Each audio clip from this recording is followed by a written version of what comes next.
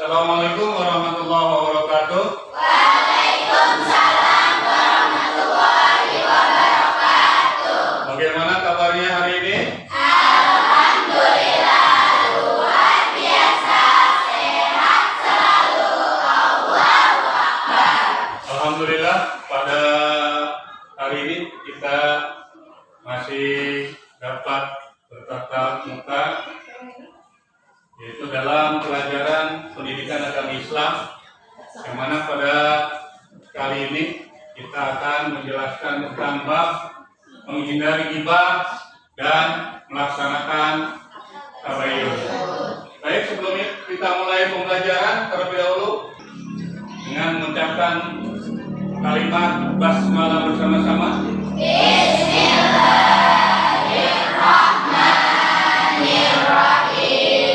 Ya, alhamdulillah. Untuk hari ini ada yang tidak masuk? Masuk semua? Baik, alhamdulillah kalau masuk semua. Sebelum kita mulai pembelajaran tentang bab menghindari ghibah dan melaksanakan tabayyun, ya, terlebih dahulu kita berdoa bersama. Ya, saya mohon kepada ketua kelasnya untuk memimpin doa. Ya, Bapak persilakan untuk nasrah. Sebelum belajar, mari kita bersama-sama membaca doa.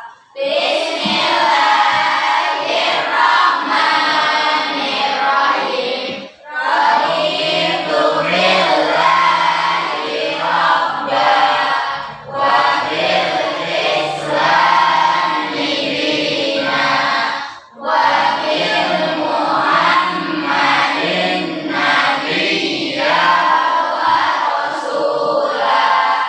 Rabbi zidni ilma warzuqni fahma. Amin. Alhamdulillah sudah selesai berdoa.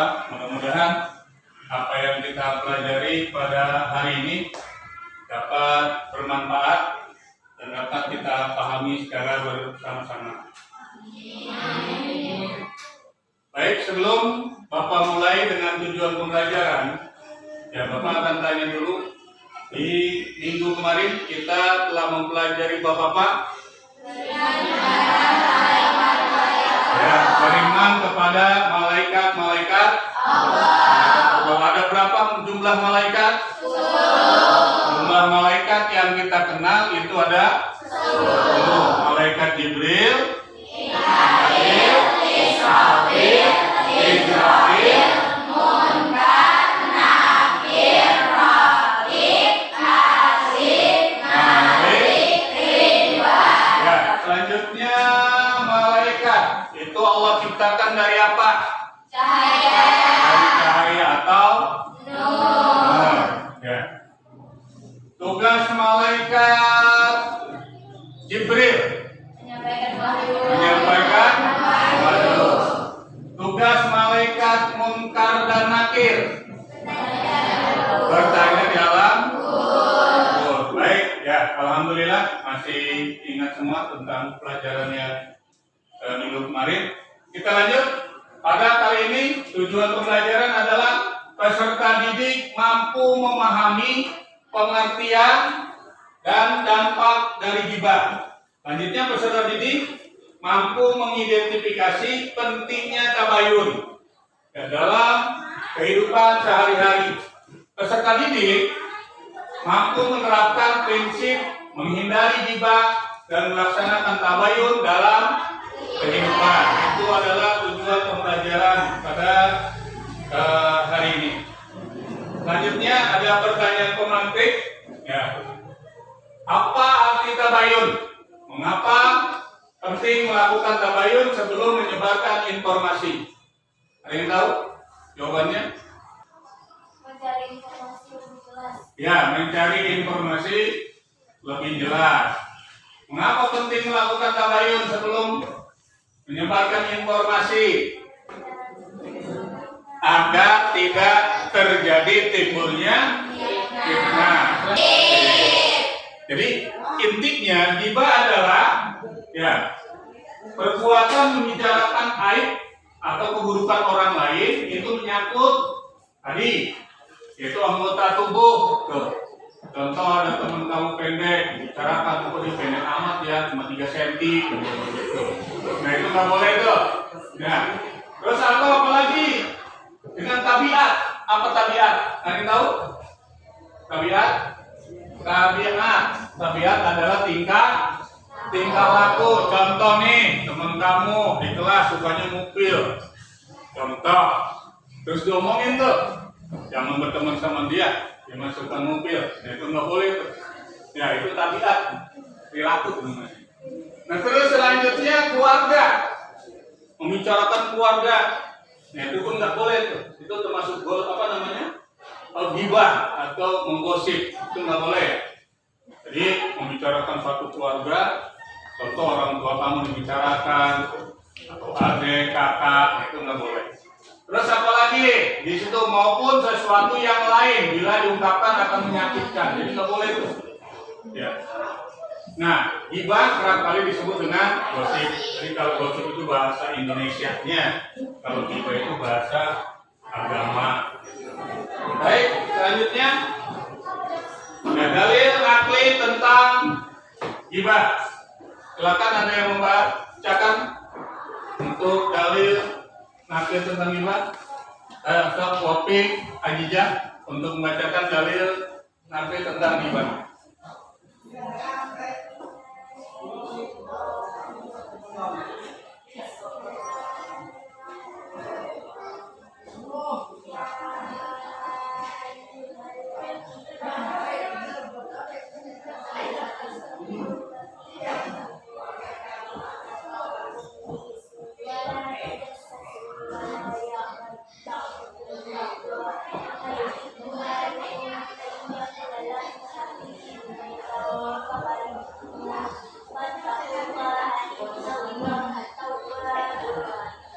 Ya, terima kasih untuk Pak Prajidah. Tepuk tangan untuk Pak Prajidah. Ya, kita lanjut. Dalil nakli tentang ghibah adalah, ya, ini terdapat dalam Quran surah Al-Hujurat ayat 12. Ya ayyuhalladzina amanu, ya ayyuhalladzina amanu istanibu katsiran minadh dhanni inna ba'dadh dhanni ismu wala tajassasu wala yaghtab ba'dukum ba'da ayuhibbu ahadukum ayakula lahma akhihi maitan fakarihtumuhu wattaqullaha innallaha tawwabur rahim. Artinya, wahai orang-orang yang beriman, jauhilah banyak dari prasangka. Sesungguhnya sebagian prasangka itu dosa, dan janganlah kamu mencari-cari kesalahan orang lain, dan janganlah di antara kamu yang menggunjing sebagian yang lain. Apakah ada di antara kamu yang suka memakan daging saudaranya yang sudah mati? Tentu kamu merasa jijik, dan bertakwalah kepada Allah. Sesungguhnya Allah Maha penerima tobat dan Maha penyayang.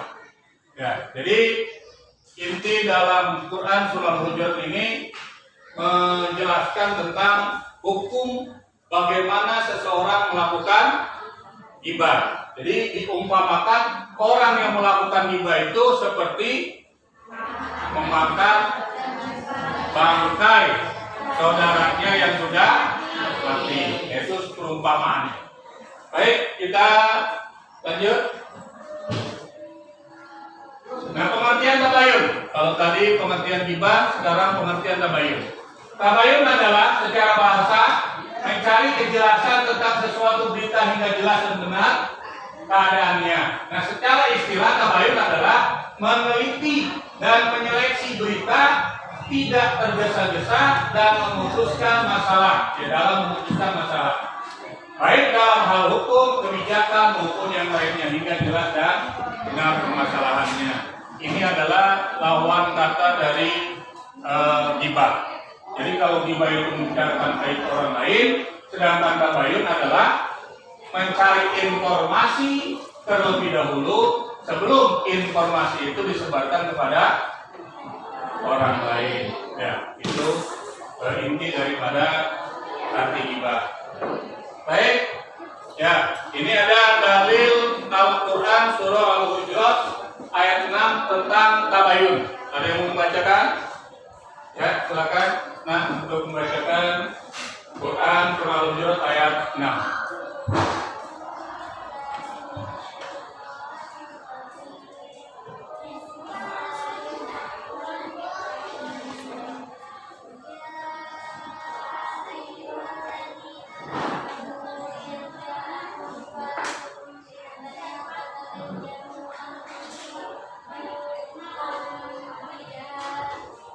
Ya, tepuk tangan untuk nah, ya, terima kasih.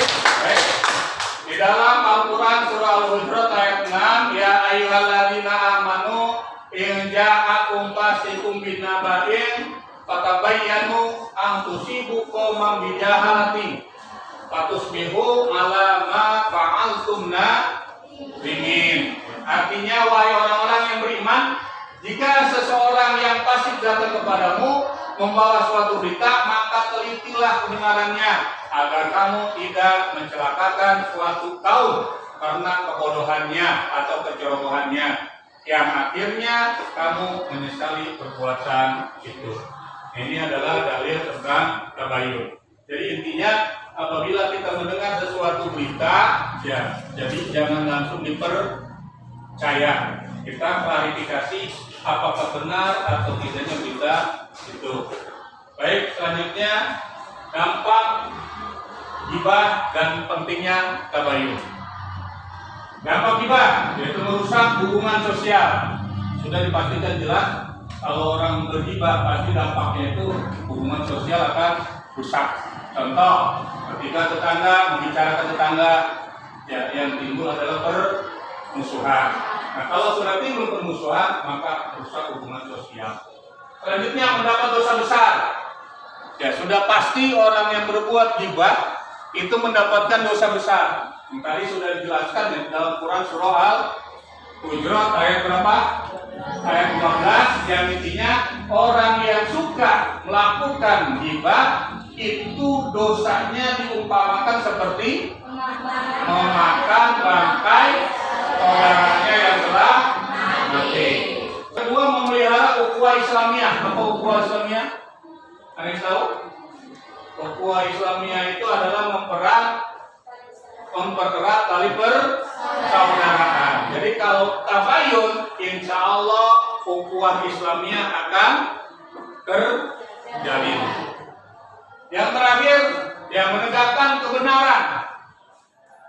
Maksud di sini menegakkan kebenaran adalah ketika mengklarifikasi suatu berita, maka berita itu yang tidak menyebar kemana-mana dan tidak akan merugikan orang lain. Kenapa? Karena tadi kita tabayun terlebih dahulu. Ya, baik. Selanjutnya, ya, ini ada sekali kasus. Ya, ini contoh, ada seorang teman menyebarkan berita yang belum tentu benar tentang temannya yang lain. Nah, lalu pertanyaannya, silakan nanti diskusikan masing-masing kelompok. Ya.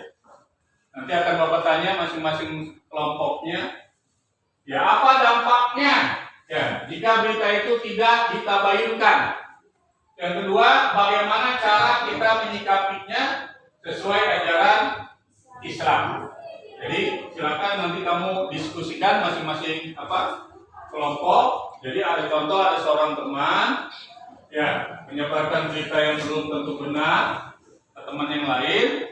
Lalu apa nih dampaknya jika berita itu memang tidak ditabayunkan? Terus apalagi bagaimana cara kita menyikapi sesuai ajaran Islam? Ya, silakan kamu diskusikan.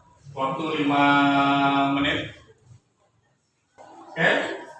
Nah, kita lanjut untuk kelompok Darai, Naswa, Sayla, ya, Aisyah, ada perwakilan siapa yang mau menyampaikan hasil diskusi? Naswa, silakan Naswa. Jadi contoh tadi yang mungkin udah ada hasil diskusi. Ya. Apa dampaknya jika berita itu tidak ditabayunkan? Membuat kesalahpahaman, membuat fitnah, membuat seseorang menjadi salah paham Ya, terus bagaimana cara kita menyikapinya sesuai ajaran Islam? Mencari kebenaran yang betul. Ya, Mengklarifikasi berita terlebih dahulu. oke. Menanyakan kepada pelaku yang bersangkutan. Ya, terima kasih untuk kelompok Naswa dan teman-temannya. Nah, ini ada tugas. Ya, Bapak akan memberikan tugas. Silakan kamu ngisi. Nanti ada beberapa pilihan ganda. Silakan dibuka HP-nya. Nanti akan Bapak kirim linknya ya. Silakan kamu isi link Google Form tersebut. Ya. Dan apabila sudah selesai, nanti akan Bapak lihat. Ya, dipersilakan buka link Google Form-nya. Ya, silakan diisi Google Form-nya.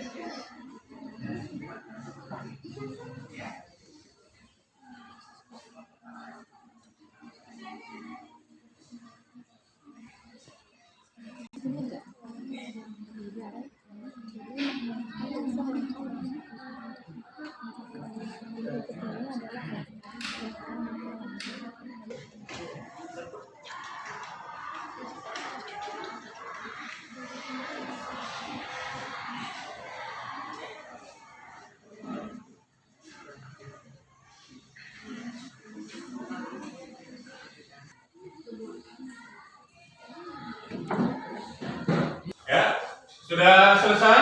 Sudah. Ya, baik. Nanti Bapak akan lihat ya di laptop hasil kalian. Baik, kita lanjut. Karena kalian sudah mengerjakan soal ya, di Google Form, kita lanjut dengan yaitu refleksi dan kesimpulan.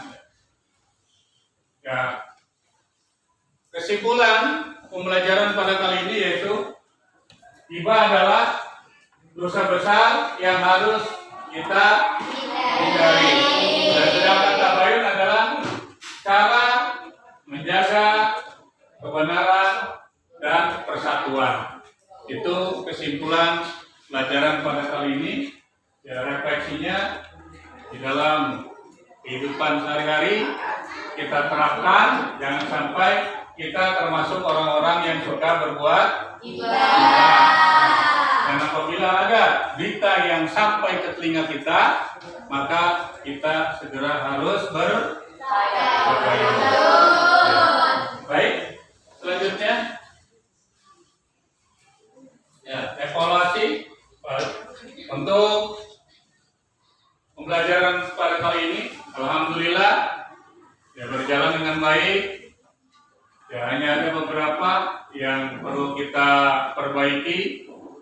Ya, salah satunya adalah